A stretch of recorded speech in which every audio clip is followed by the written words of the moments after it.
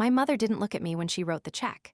She signed it in blue ink, slow and deliberate, the way she signed Christmas cards and thank you notes.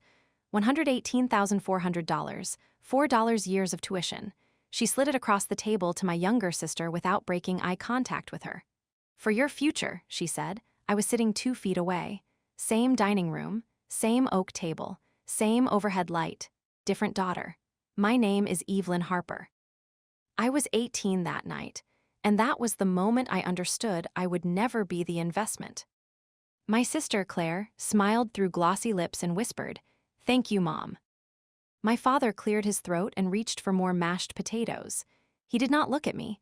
I had a folder in my lap, scholarship letter, financial aid breakdown, a 4-year plan I had built on a spreadsheet at 2:17 in the morning 3 nights earlier. I had rehearsed my pitch in the bathroom mirror. Half scholarship to Northeastern. I just needed help with housing and the remaining tuition gap. $52,000 total over 4 years. Less than half of what Claire was just handed without request. I placed the folder on the table. "I got in," I said. My mother nodded once. "That's nice." "Half scholarship." "That's good. I just need help with the rest."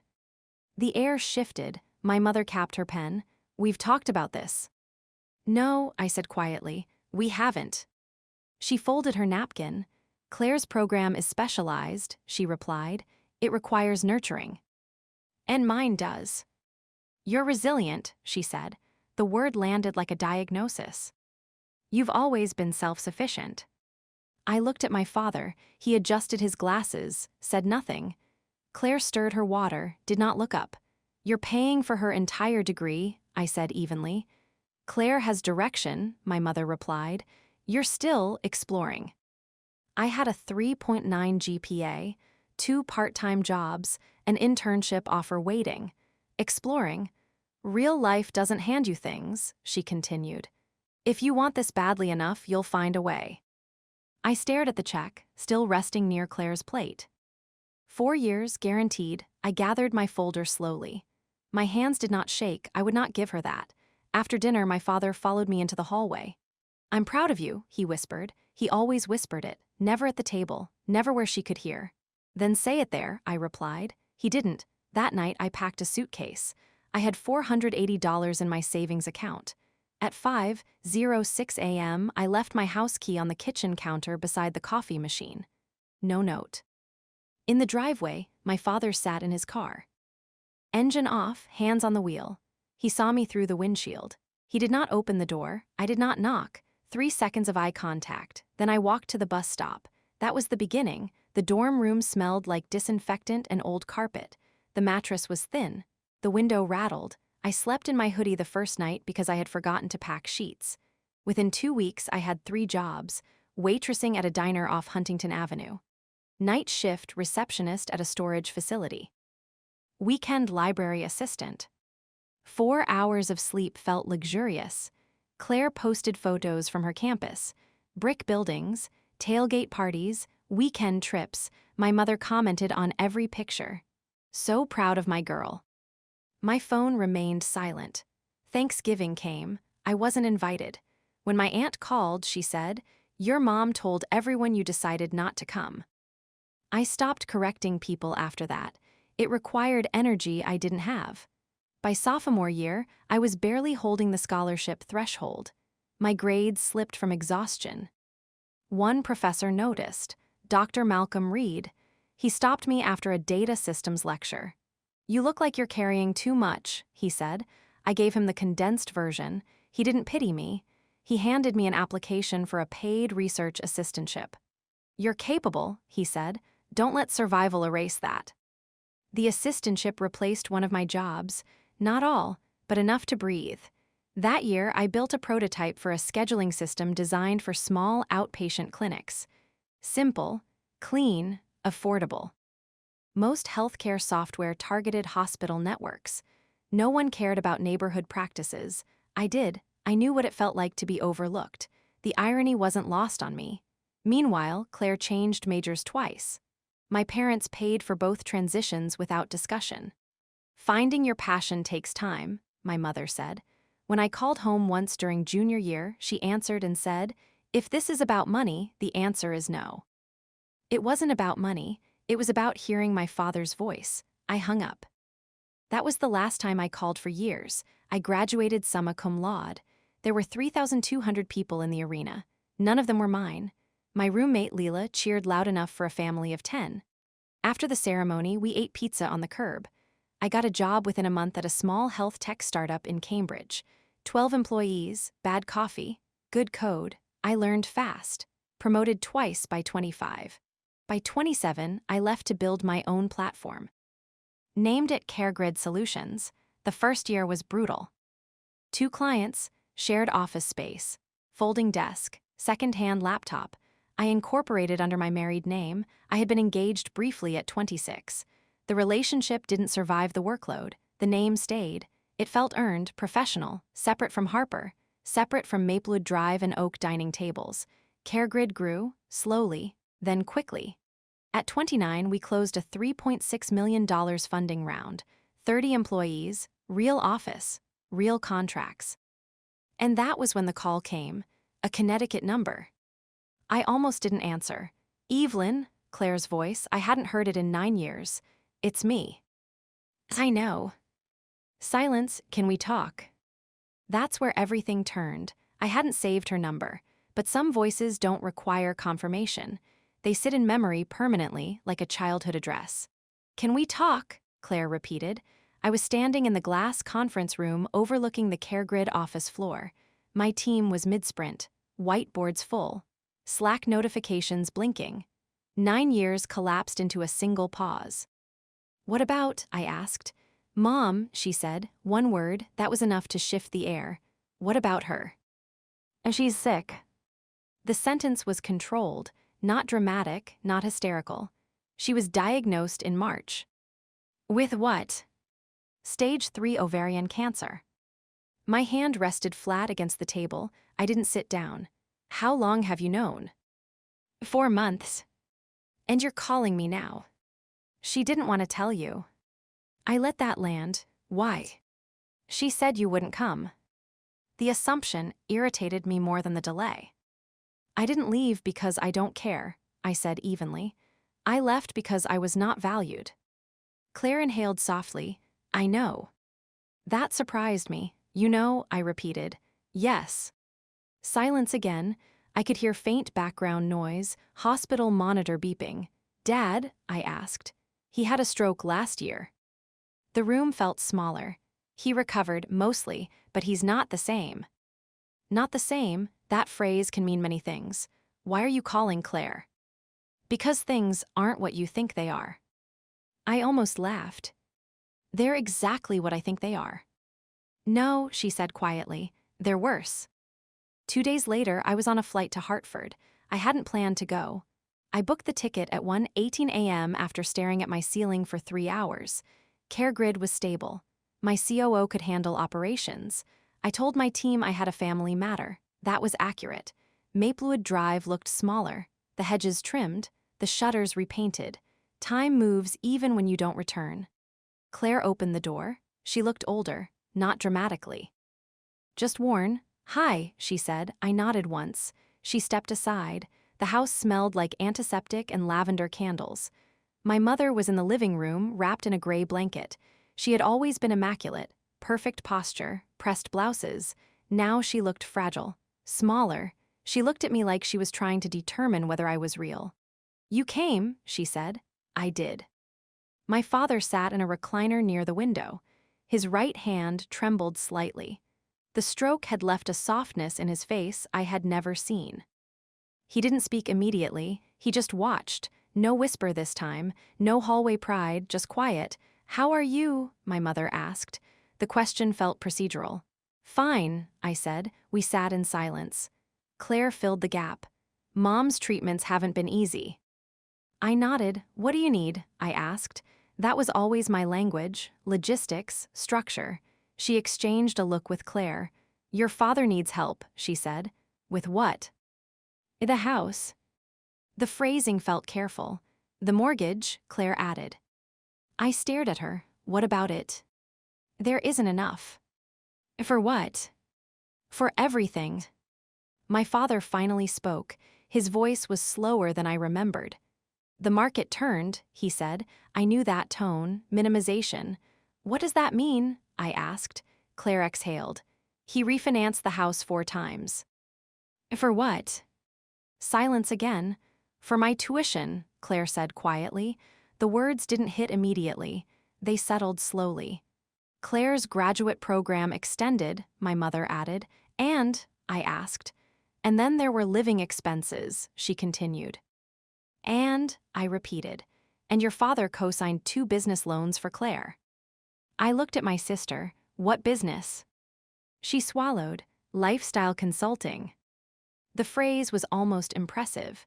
Which means, I asked, I ran a wellness branding startup. Ran. It didn't scale. I waited. The loans defaulted, she said. The room felt unnaturally still. How much? I asked. No one answered. How much? I repeated. 480,000, my father said. I stood, not in anger, in recalibration. You mortgaged the house to fund her failed startup. We believed in her, my mother said. The echo was almost unbearable. Believed. You didn't believe in me, I said. That's not true, she replied weakly. It is. Silence pressed down. You're successful, Claire said. You made it. That's not the point. It is, she insisted. You don't need help. There it was again, resilience framed as exemption. So you called me because you need money, I said evenly. We called you because we're family, my mother corrected. No, I replied. You called because the bank doesn't care about family. No one argued. The house felt different now, not authoritative, not secure, just indebted. Why now? I asked Claire later, alone in the kitchen. Because the house goes into foreclosure in 3 months, she said. And Mom doesn't have long. I leaned against the counter. What do you want from me? To help. With what exactly? Buy the mortgage, pay it off, something. I almost smiled at the simplicity of it. You didn't think to call when I was sleeping 4 hours a night to pay tuition, I said calmly. Claire didn't defend herself. I know. You didn't call when you switched majors twice. She nodded. I know. You didn't call when you launched a business with $500,000 in leverage. I know. What makes this different? She looked at me directly. Because I failed, she said. The honesty was new. Because I can't fix it. And you think I can? Yes. The word hung between us. I returned to the living room. My father watched me. You built something real, he said slowly. Yes. I was wrong. The admission was quiet, but late. I don't need you to say that now, I replied. He nodded faintly. I know. I didn't answer that night. I stayed at a hotel. The foreclosure paperwork sat in my bag. 3 months. 480,000 plus penalties. Medical bills stacking. Insurance partially covering. Claire unemployed. My mother fragile. My father diminished. I opened my laptop. Pulled up CareGrid's cash reserves. We could buy the mortgage. Easily. It wouldn't hurt the company. It wouldn't hurt me. But it would change the power dynamic permanently. And I needed to decide whether I wanted that. I didn't sleep much that night. Not because of the money. Because of the precedent. $480,000 was manageable. CareGrid had reserves. My personal equity alone could cover it twice over without disrupting operations. The issue wasn't liquidity. It was pattern. For 18 years, resources flowed in one direction. Toward Claire, toward nurturing. Toward potential, I was labeled resilient and removed from investment. Now the resilience they celebrated was the safety net they wanted to access. That inversion required clarity, not emotion. Clarity. The next morning, I asked them to meet me at the dining room table. The same table where the first check had been written. Same overhead light. Different daughter holding leverage. My mother looked tired. Claire looked anxious. My father looked smaller than I remembered him ever being. I can solve the mortgage, I said. Relief moved through the room instantly. My mother's shoulders dropped. Claire exhaled audibly, but I raised my hand slightly. Under one condition. The room tightened again. "What condition?" my mother asked.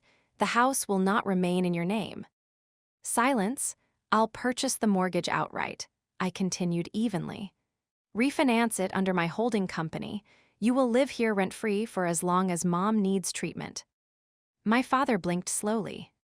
"And after?" he asked. "After," I said, "the property belongs to me." Claire shifted in her chair. "That's harsh," she said. "No," I replied calmly. "It's structured. You're taking the house. I'm preventing foreclosure." "That's not the same." "It is." I looked at my father. "You mortgaged it 4 times," I said. "You leveraged the only stable asset in this family to fund risk." He didn't argue. "You co-signed loans you couldn't repay," I continued. "Yes," he said quietly. "You believed in her." He closed his eyes briefly. "Yes. I'm believing in solvency." No one laughed, no one challenged, because it wasn't cruel, it was accurate. My mother spoke next. "You're asking us to sign over the house." "Yes." "You'd own it." "Yes." "And we'd live here because you allow it." "Yes." The word allow sat between us. She had never needed my permission for anything. That discomfort was visible. I met her gaze steadily. "You told me real life doesn't hand you things," I said. "You said if I wanted something badly enough, I'd find a way." She looked down. "I did." Claire leaned forward. "Can't you just help without changing everything?" I turned to her. "Everything already changed," I said. "You left." "I left because I wasn't funded." "That's not fair." "It's factual." Her eyes filled slightly. "I was younger," she said. "So was I." Silence again. My father cleared his throat. "What happens if we say no?" "Then the bank takes it in 3 months," I replied. "And you move." No threat, just timeline. "You're comfortable with that?" Claire asked. "No," I said honestly, "but I'm comfortable with structure." That's what they never understood. This wasn't revenge, it was risk management. I slid a folder across the table. Inside, legal draft from my firm's attorney, purchase agreement, mortgage payoff terms, medical coverage addendum ensuring my mother's treatment would not be compromised. "I already had this prepared," I said. Claire looked stunned. "You came here planning this." "I came here expecting this." Because I knew the pattern. Resources would be requested only when depletion reached crisis, and I refused to operate in crisis anymore. My mother read the document slowly. My father stared at the ceiling. Finally, he spoke. "You built this company without us," he said. "Yes." "And now you're restructuring this house." "Yes." He nodded faintly. "You've always been methodical." It wasn't praise, it was observation. "I'll sign," he said. My mother's head snapped toward him. "Arthur." "We mismanaged," he replied. She hesitated. "You'd rather lose it to the bank?" he asked gently. The question wasn't rhetorical. She closed her eyes briefly, then nodded. "Bring a pen." Claire stood abruptly. "You're just going to give it to her." I looked at her. "I'm not taking it," I said. "I'm securing it." "You'll own it?" "Yes." "You'll always own it?" "Yes." Her voice cracked slightly. "You'll always be the one who saved us." I didn't respond, because that wasn't my objective. Control wasn't the goal. Correction was. The signing took 12 minutes. My father's signature trembled slightly. My mother's handwriting remained neat even now. Claire didn't sign. She wasn't on the mortgage. She never had been. That detail lingered. After the final page was initialed, I gathered the folder. "I'll wire the payoff by Friday," I said. My mother reached for my hand. Her grip was light. "Thank you," she whispered. It wasn't the same tone she used when she thanked Claire for accepting tuition. This one carried dependence. I nodded once. "I'll handle the bank." That evening, I walked through the house alone. Same staircase.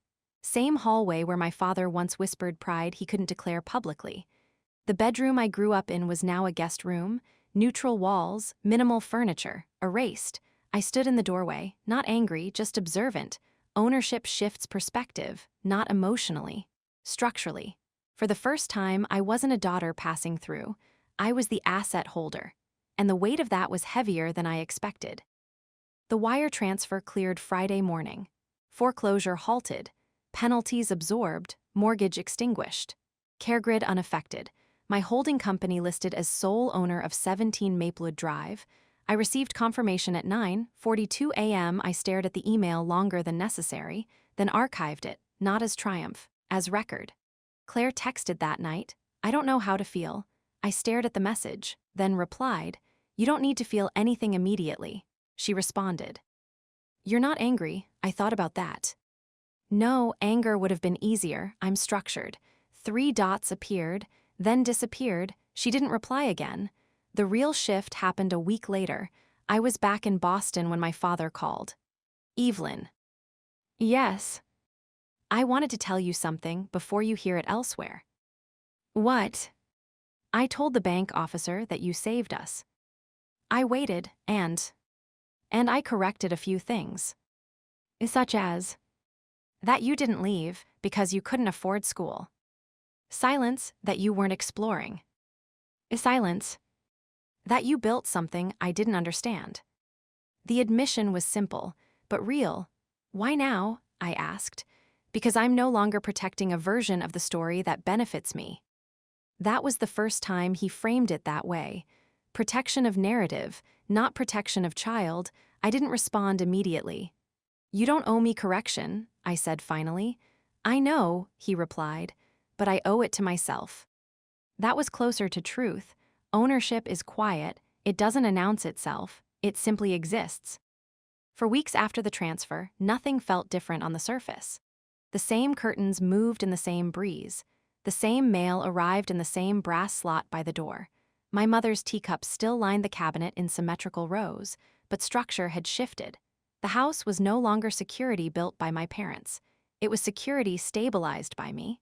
That distinction settled slowly into every interaction. My mother's treatment continued through late winter. Chemotherapy altered her in visible ways. Her hair thinned, her hands trembled, but her voice grew steadier. She began asking me questions she had never asked before. How do contracts work? What happens if a company scales too fast? Do investors pressure you? She listened carefully to the answers, not because she needed the information, because she had never invested curiosity in my world before. The difference was subtle, but real. Claire remained restless. She moved back into her old bedroom temporarily after ending her lease in Hartford.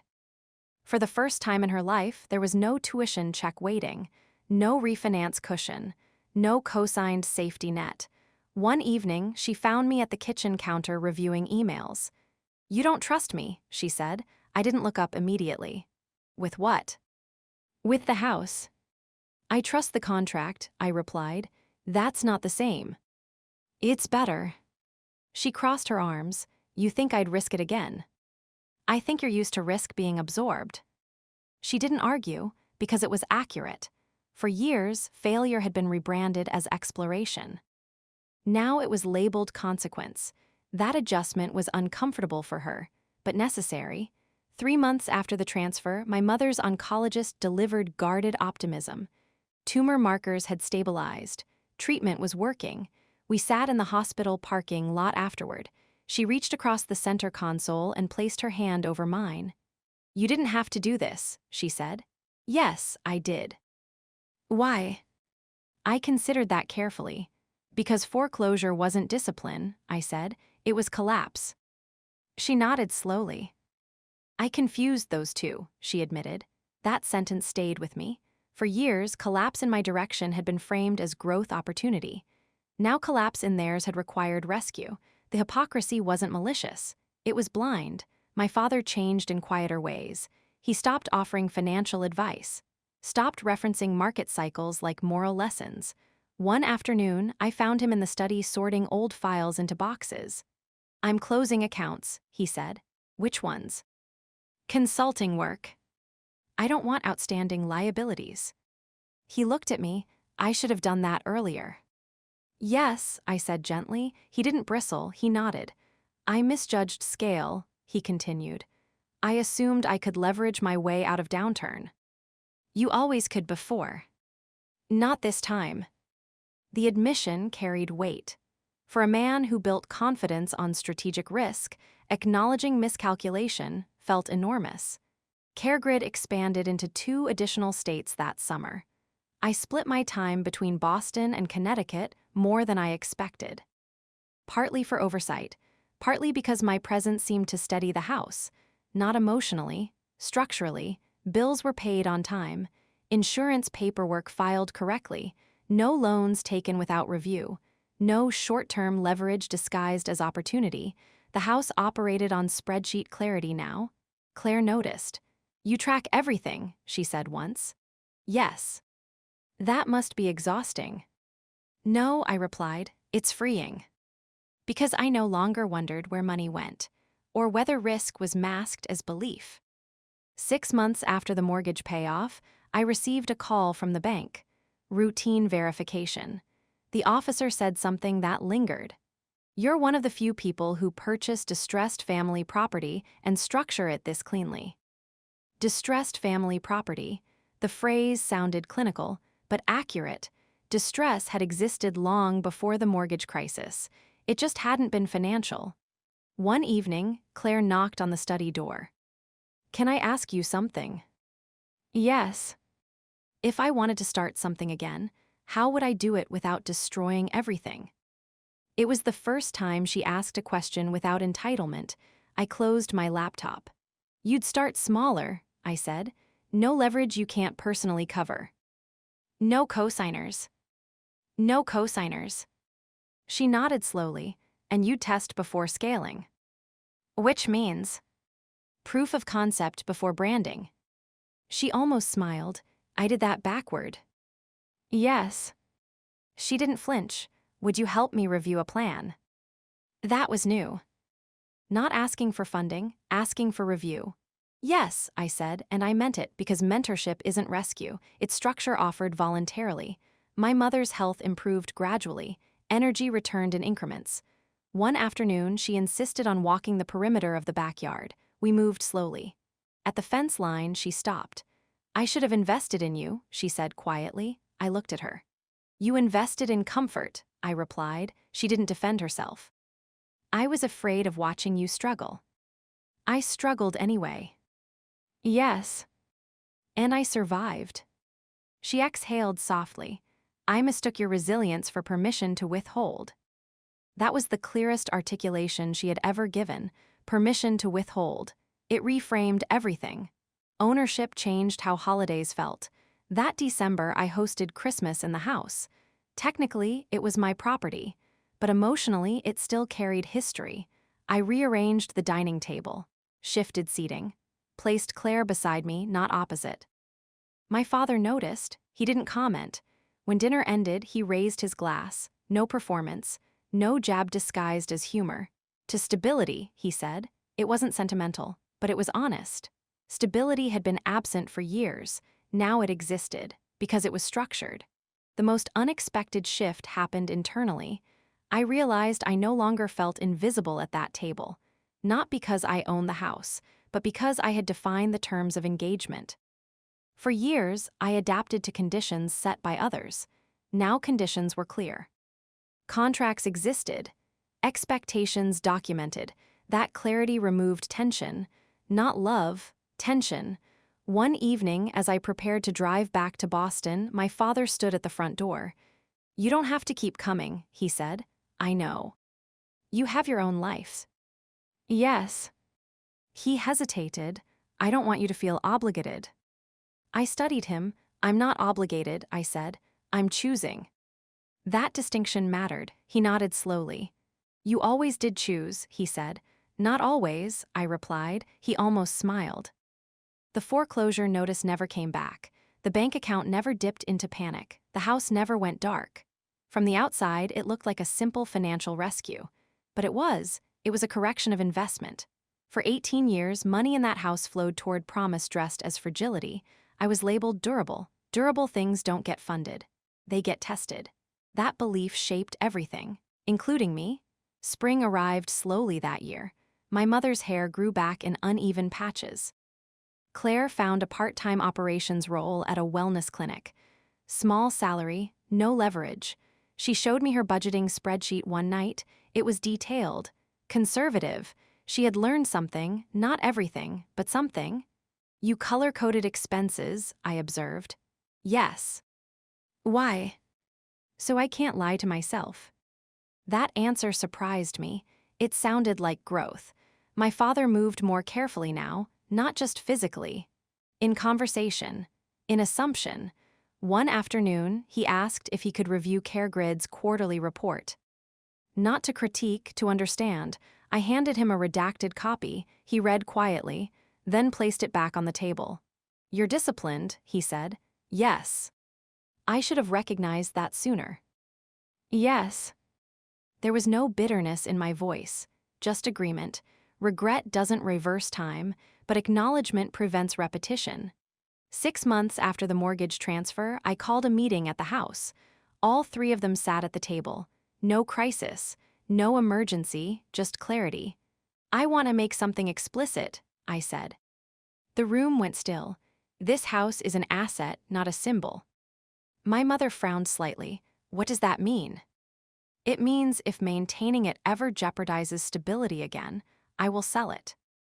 "Silence, you'd sell our home?" Claire asked. "If it becomes liability, yes." The word hung heavy. Liability, I let it. "That sounds cold," she said. "It's practical." My father nodded faintly. "She's right," he said. My mother's eyes filled slightly. "It's still our home," she whispered. "For now," I said gently. "Because it functions." That distinction wasn't emotional, it was structural. The house had nearly been lost because sentiment overrode math. I would not repeat that. Later that night, my mother knocked softly on my old bedroom door. "I'm proud of you," she said. She didn't whisper it. She said it plainly, where anyone could hear. The sentence landed differently than my father's hallway whispers from years ago. Not hidden, not conditional, just proud. I nodded once. "Thank you." For the first time, it didn't feel like compensation. It felt like recognition. Summer came. CareGrid signed its largest contract to date, a regional healthcare network with 112 outpatient clinics. The deal closed without interference, without anonymous phone calls, without narrative editing. Clean, the way business should be. When I called to tell my parents, my father listened quietly. "That's significant," he said. "Yes." "You did that." "Yes." No caveat, no correction, just fact. Claire asked me one afternoon if I ever resented her. The question was direct. "I resented the system," I replied. "What system?" "The one that labeled you fragile and me durable." She looked down. "I didn't ask for that." "I know." "You could have let the bank take the house." "Yes." "Why didn't you?"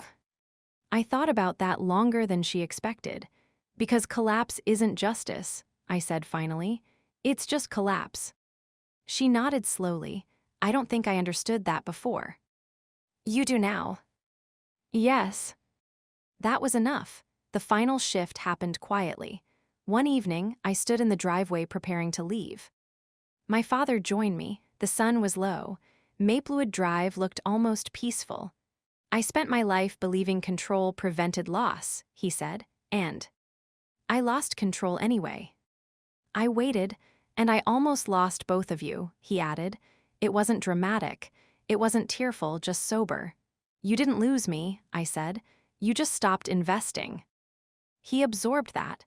I thought resilience meant you didn't need investment. "It means I survived without it," I replied. "Not that I didn't deserve it." He nodded slowly. "That was my mistake." Yes, it was, but I didn't say it again. It had already been said enough. A year after the mortgage transfer, my mother completed treatment. Remission. The word felt fragile, but real. We celebrated quietly. No grand dinner, just takeout Chinese and a bottle of inexpensive champagne. At the table, my father raised his glass. "To second chances," he said. I raised mine too, but mine was for something different. Not second chances, corrected patterns. I don't think about the tuition check often anymore. The blue ink, the smooth slide across oak wood, It was never about the money, it was about belief. Who gets funded? Who gets tested? Who gets labeled capable versus unstable? The mortgage was just the visible consequence. The real transfer happened when the narrative shifted, when resilience stopped being an excuse to withhold, when durability stopped meaning disposable. My name is Evelyn Harper. At 18, I learned I would not be the investment. At 30,